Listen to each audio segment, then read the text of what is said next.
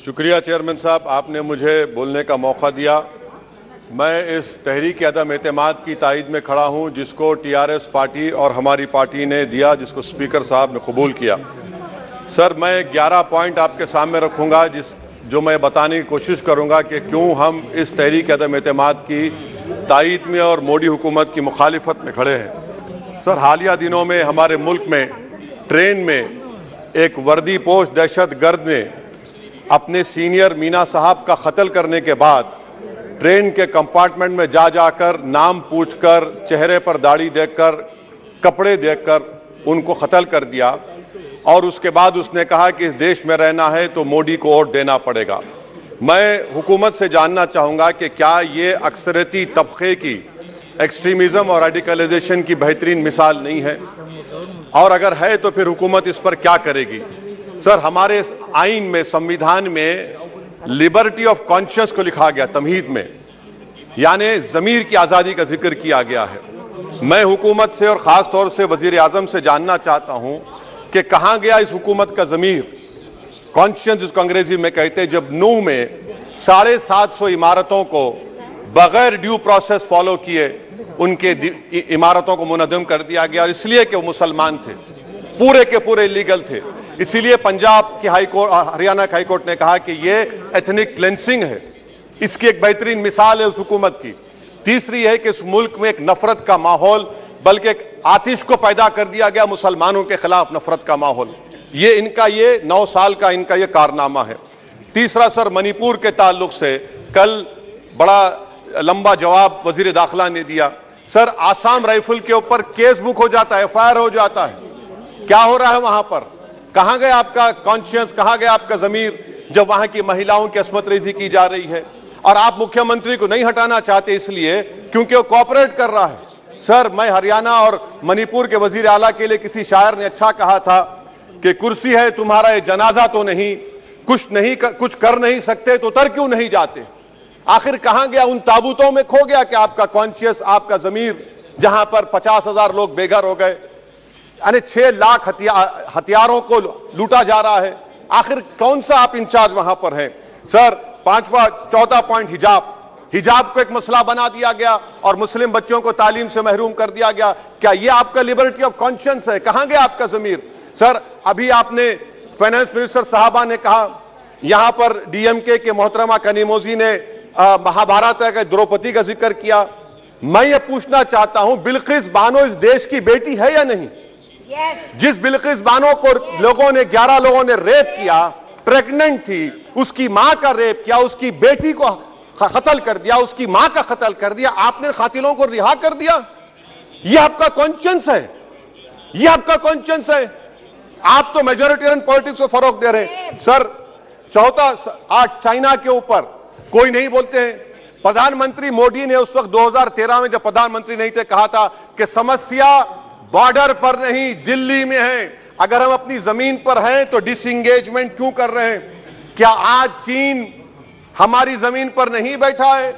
क्या आज चीन से आप बातचीत कर रहे हैं? आप डिसएंगेजमेंट कर दिए। बताइए डीएस्केलेशन, डी-इंडक्शन कब होगा? मैं आपके जरिए से हुकूमत को बता रहा हूं कि अगर प्रधानमंत्री ने अहमदाबाद में शी जिनपिंग को बुलाकर झूला झुलाया था, क्या हुआ? क्या नतीजा निकला उसका? चेन्नई दिखाया, क्या नतीजा निकला? सर, इसलिए चीन पर बोलिए, चीन को उखाड़ कर फेंकिए। सर, और एक पॉइंट जिस पर मैं मुखालिफ तायद में खड़ा हूं, हाई इन्फ्लेशन है इस मुल्क में, हाई अनएम्प्लॉयमेंट है, स्टैग्नेटिंग कंजम्पशन है। इसकी वजह से महिलाओं में हाई एनीमिया लीड कर रहा है। ये हुकूमत इसकी जिम्मेदार है। सर, कुलभूषण जाधव कहां है? पाकिस्तान में बैठा है, आप क्यों नहीं लेके आते? आप विश्वगुरु कहते हैं, कुलभूषण यादव को भूल गए आप। कतर में 8 नेवी ऑफिसर 1 साल से जेल में हैं, आप नहीं ला सके उनको। सर, और एक चीज, 1991 का प्लेसेस ऑफ वर्शिप एक्ट इस ऐवान में पास किया गया था कि तारीख के जख्मों को नहीं खुरेदा जाएगा। आप खुरोद रहे हैं उनको। मैं आपको इंतबाह दे रहा हूं, वार्न कर रहा हूं, इस मुल्क को 90 के दहे में मत लेकर जाइए। 91 का एक्ट सुप्रीम कोर्ट में जवाब दीजिए कि आपकी हुकूमत 91 प्लेस ऑफ वर्शिप एक्ट की कायम है, उस पर कायम रहेगी। यूसीसी, सर, इस यूसीसी का फार्मूला क्या है? एक मुल्क में एक मजहब, एक कल्चर, एक जबान। ये तो डिक्टेटरों का फार्मूला है। भारत एक गुलदस्ता है, भारत एक मोजाइक है। यहाँ पर बेशुमार जबानें, बेशुमार मज़ाहिब बोले जाते हैं और हिंदू अनडिवाइडेड फैमिली में sir I am concluding 8 crore 75 Hindu खानदानों को 3,800 करोड़ डिडक्शन मिला। इसके बारे में आप क्या कहेंगे सर? मैं कंक्लूड करने से पहले आपको बताना चाह रहा हूं कि माइनॉरिटी वेलफेयर का बजट 40% कम कर दिया गया। पढ़ो प्रदेश प्री मैट्रिक स्कॉलरशिप कम कर दी गई। मौलाना आजाद फाउंडेशन खत्म कर दिया गया फेलोशिप, और इसकी वजह से 1,80,000 मुसलमान हायर एजुकेशन में गायब हो चुके हैं। सर मैं इख्तिताम में कह रहा हूं कि पसमानदा मुसलमान से प्रधानमंत्री को बड़ी मोहब्बत है। ये कौन सी आपकी मोहब्बत है पसमानदा जाता? एक मुसलमान मिनिस्टर नहीं है वहां पर।